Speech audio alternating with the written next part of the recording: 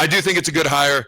When it was announced that he was expected to be the associate head coach at some point, all right, my initial thought was, why do we need an associate head coach? And the more I kind of thought about it, because this was pretty much the same time that John Butler was hired as the DC, although that was official at the time. Terry Braden, at the time, I don't remember if that was official or if that was just anticipated. I can't keep all this news straight, but I digress. The point is, Terry's the D-line coach. All right, obviously John's the DC, and Mr. Snow, all right, is now the official associate head coach. I'm like, man, we got 4 potential. Well, if we do add UCF's defensive coordinator, all right, Addison Williams, we would have 4 potential defensive coordinators in the past, from Matt Rule to Snow to Butler to Williams, if he does indeed join the staff.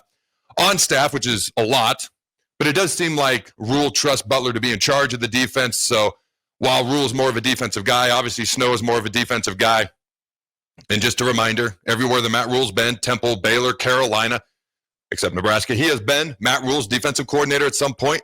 Last year in the Big 12, had the number 1 defense in the Big 12 at Temple. The defense was the strength of their team. All right, and at Carolina, as god-awful and bad as that team was, they actually had the number 2 ranked defense. All right, at one point, at the end of, I forget which season it was, during Matt Rule's tenure there. So always played good defense.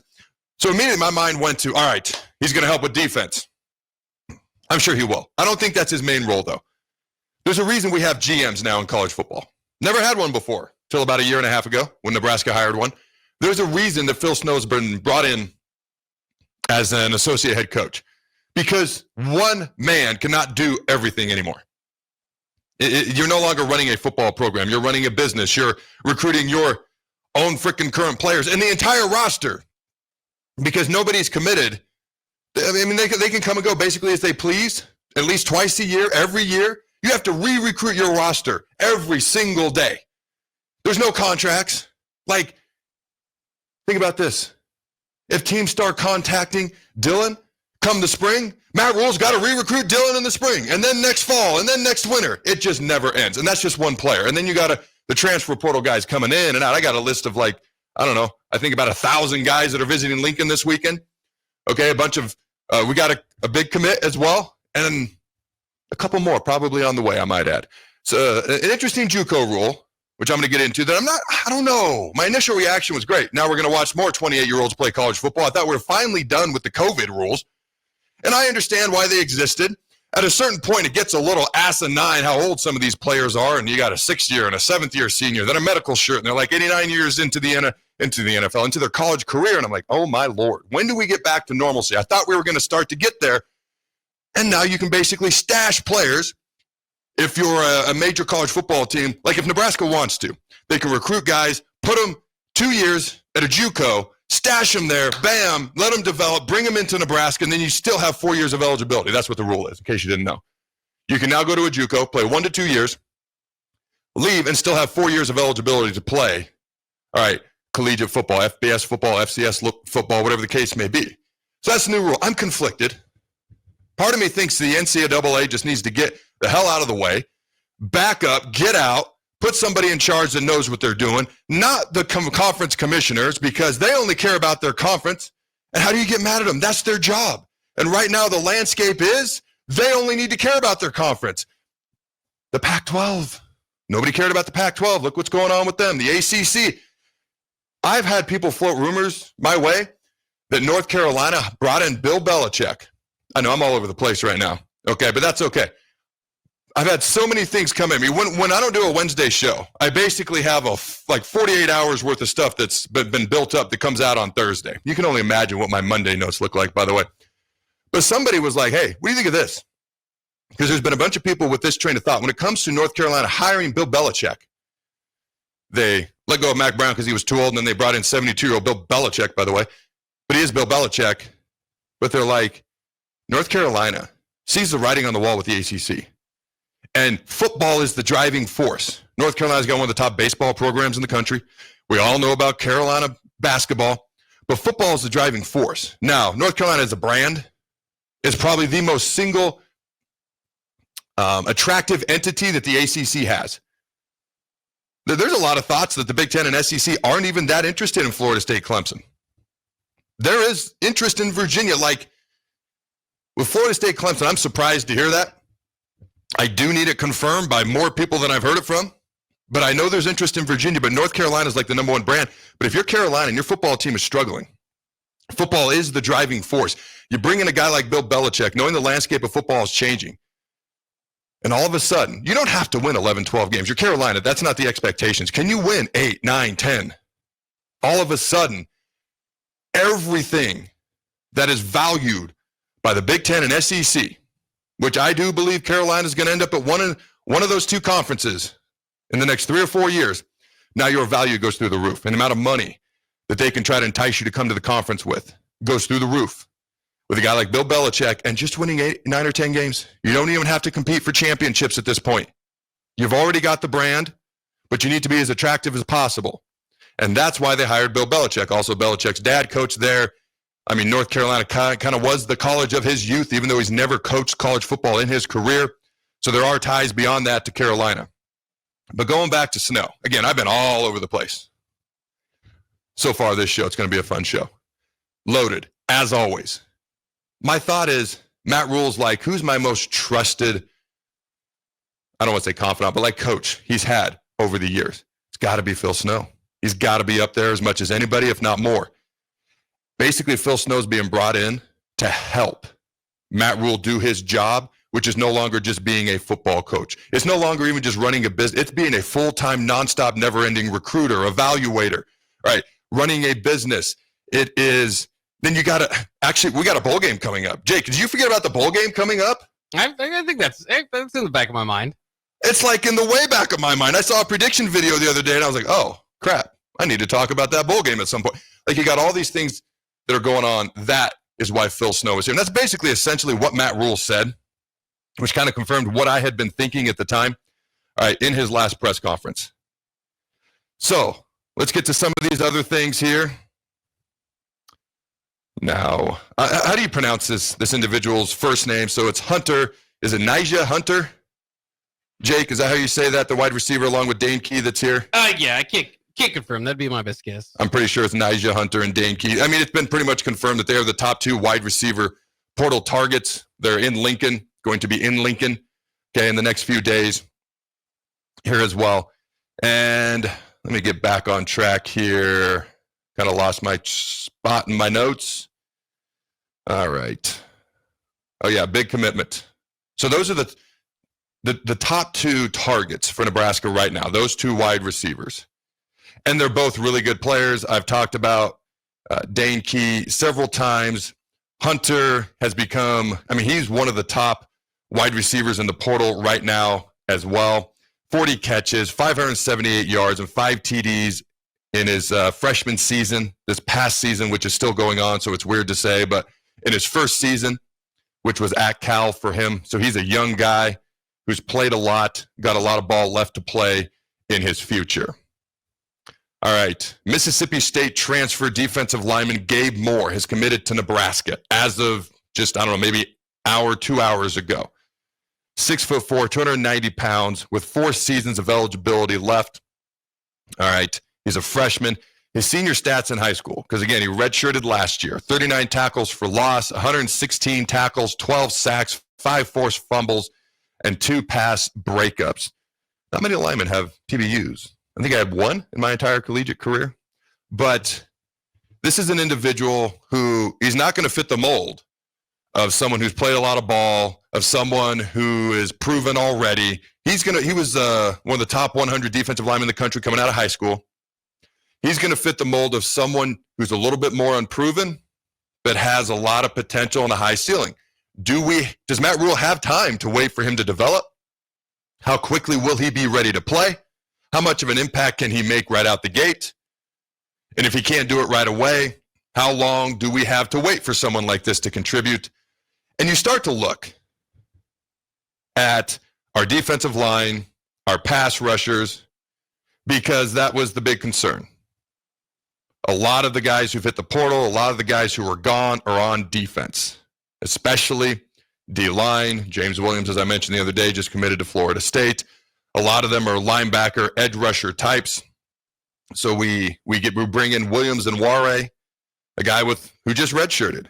You talk about him. You talk about Gabe. You talk about talented guys who are relatively unproven. How much can Rule and his staff get out of them? And how soon can they get that aforementioned talent to develop and get it out of them? And how long does Rule have to do this? College football is different. The expectations, the patience level is different than it used to be. All right. Unfortunately, I wish him all the best, but Isaiah World has committed to Oregon. So wish him the best. We have also offered UCLA portal DB Jalen Davies, 40 career games he's played in, 108 tackles, 4 interceptions. So there's all sorts of offers that have gone out. Now, when I talk about Gabe coming, when I talk about the receivers that I've talked about, I know that at this moment in time, and again, you can just wait 5 minutes and things change, but Nebraska has a real chance to get the number 1 edge rusher in the transfer portal right now, Patrick Payton. All right, he has multiple ties to Nebraska's football program. He originally committed to Nebraska in 2022. All right, and obviously coming from Florida State is where he's from, Phil Simpson. He's got a lot of ties to Phil Simpson, who is now here at Nebraska, who's an elite recruiter. So if we could get, you talk about Williams and Warray, a young player, but a lot of talent. He's got the talent to help contribute right away if Rule and his staff can get it out of him. Patrick Payton, all of a sudden, this is the number 1 edge rusher in the portal right now. You got 2 edge rushers coming off the edge. Okay. And then you've got some of the D linemen that we currently have. You add Gabe to the mix.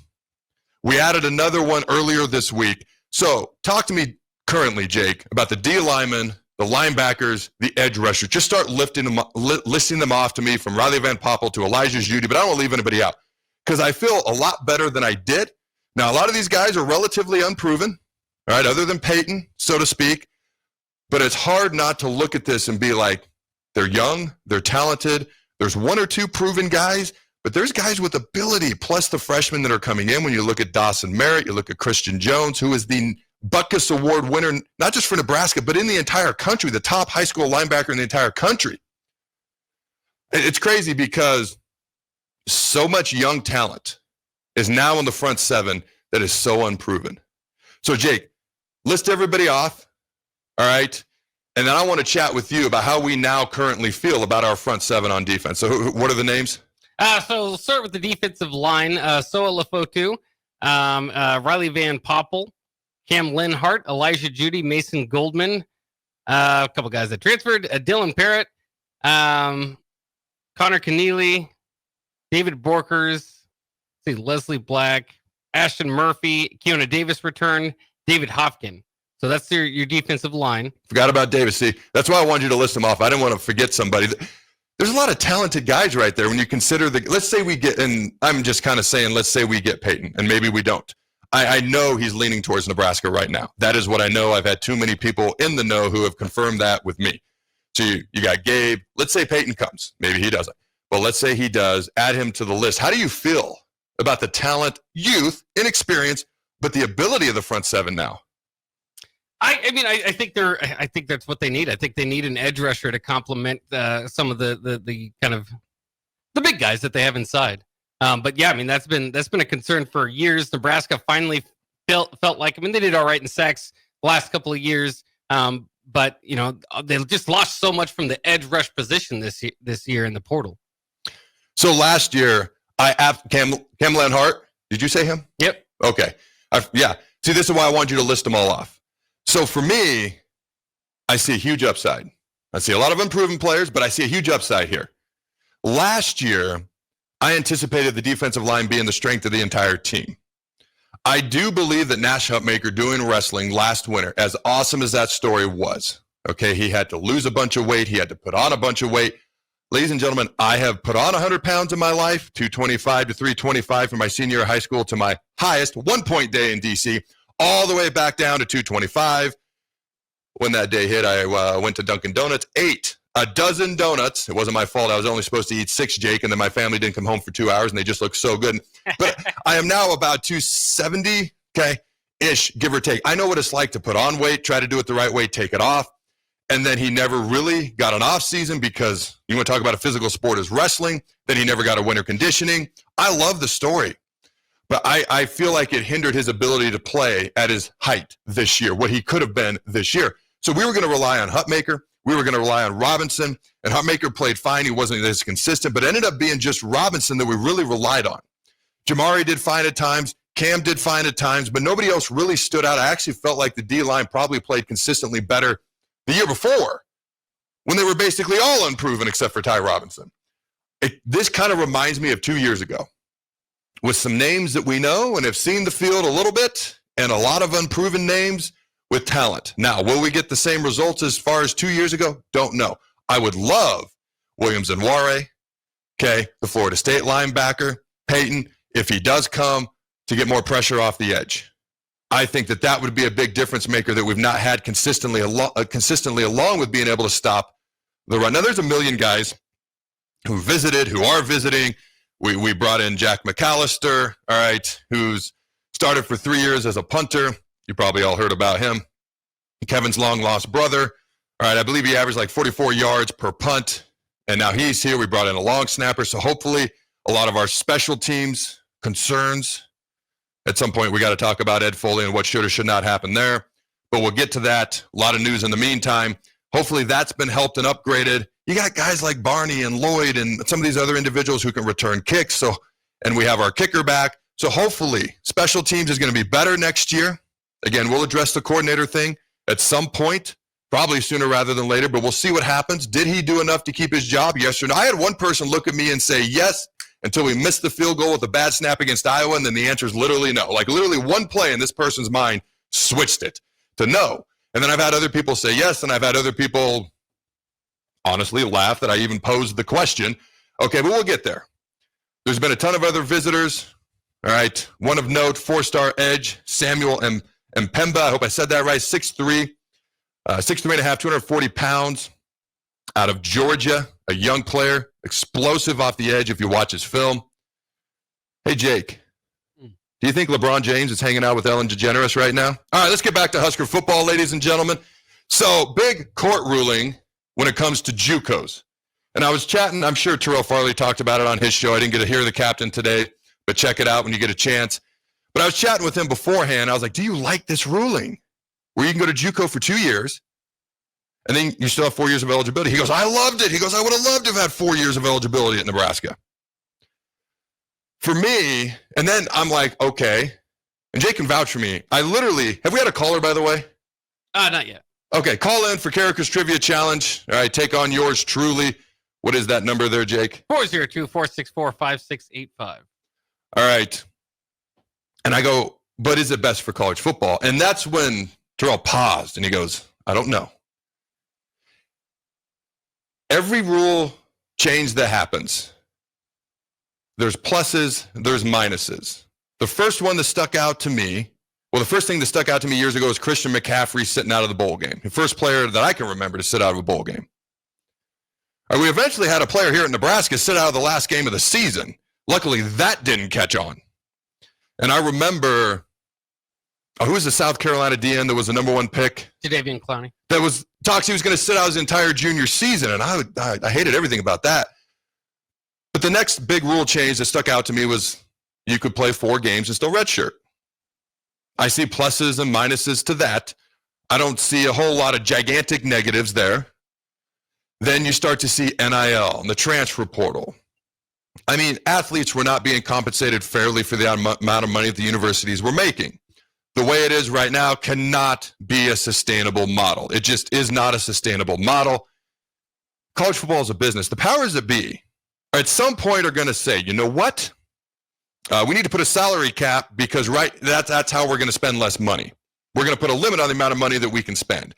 Okay, these kids are constantly jumping in and out of the portal. Well, every time you go in, you're trying to get more money. So we're going to limit that, AKA a contract. I believe these things are coming at some point, but right now it is. I've said it before. It's the insane wild, wild west. Some of these things have helped. Some of these things, I believe, have been more detrimental to the sport than they've helped. With the JUCO, you can play 2 years, 1 year, and still have 4 years of eligibility. I see pluses. You know, individuals who get overlooked coming out of high school, all of a sudden they're going to get more years if they go prove themselves at the JUCO level. All right, they're going to get more opportunities once they do get to major college football or wherever they end up playing. That's a positive. A negative is you're going to see teams that are going to be like, hey, we're going to start stacking this JUCO team, or we're going to make it a farm team. And we're going to, I don't want to say cheat the system, but they're going to use the system. And not as it was intended. I'm tired of seeing 26, 27-year-olds that play college football for like their 7th or 8th season. For me, I don't know that that's great. I don't know it's a bad thing. They get to play more. But how does that affect kids coming out of high school? How does that affect the ricochet effect, the trickle-down effect of everything? With this JUCO ruling, I'm not a gigantic fan of it because I think it's going to be used and abused until they put more parameters on it. I think right out the gate, that's my initial reaction. You got any thoughts there, Jake? Oh, no, I was rolling through getting this game show ready. Sorry. No, you're good. All right, let's see what else we got here. I know we're up against a break coming soon. The Wake Forest, there's a bunch of visitors coming in. I'm trying to pick out the ones that stand out the most. Wake Forest offensive lineman Keegan Trost. All right, he is in Lincoln today, 6'4", 305 pounds, started for Wake Forest, played 766 snaps this past year. I do believe snaps is a stat, just saying. All right, if you're Washington State, how many teams do they have in that supposed Pac-12? 7, 6, 5? Is it still really just 2, actually? I think right now it's 2. It's just 2?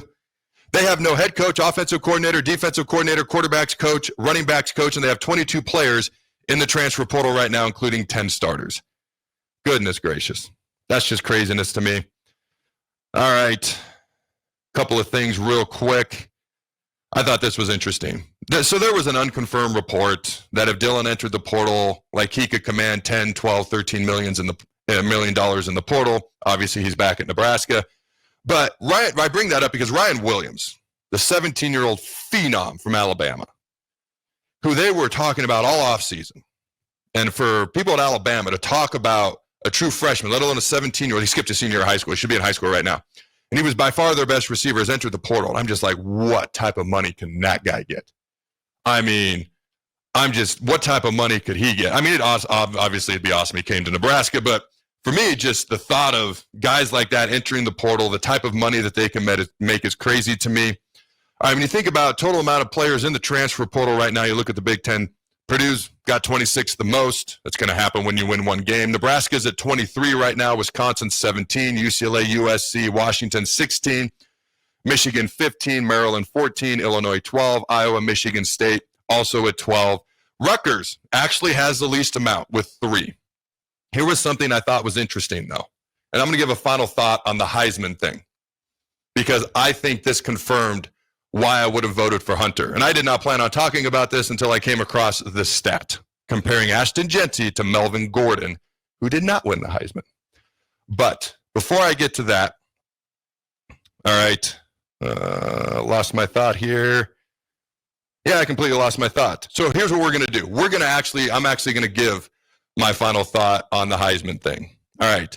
So some people have said, did Boise State, not Boise, but playing at a G5, because Boise State, of all the G5 teams, they've got the biggest brand. BYU is a power team now. Cincinnati, Memphis, USC, they're all in, I say power conference. I use that term loosely, but they're in the Big 12, which is, a power conference, I guess. Boise, of all the G5 teams, has by far the biggest brand. You could say Army, Navy, just over the years, recognizability, but as far as, hey, that team's pretty good at football, it's Boise. So when people asked, did Boise cost Ashton Jeanty the Heisman? I don't think so. It's the G5. It's who did he play? Who did he do it against? So when you compare, and to be clear, Ashton Jeanty, I'll said it before and I'll say it again, could have won the Heisman. I would not have been one bit upset about that. But this was sent to me. Melvin Gordon, who did not win the Heisman in 2014, obviously played for Wisconsin. 343 carries, which is one less than Jeanty, who had 344. 2,587 rush yards, which is actually more than Jeanty had at 2,497. And again, Jeanty had a phenomenal season. Let me be clear. All right, Jeanty, 7.3 yards per carry. Gordon, 7.5. Touchdowns, 29 for Jeanty, 29 for Gordon. Catches, 19 for Gordon, 20 for Jeanty. Receiving yards, Gordon had more, 153. Jeanty had 116. And receiving touchdowns, 3 to 1 touchdown for Jeanty. So Gordon's stats are just a smidge better, just like a sliver, a hair better than Jeanty.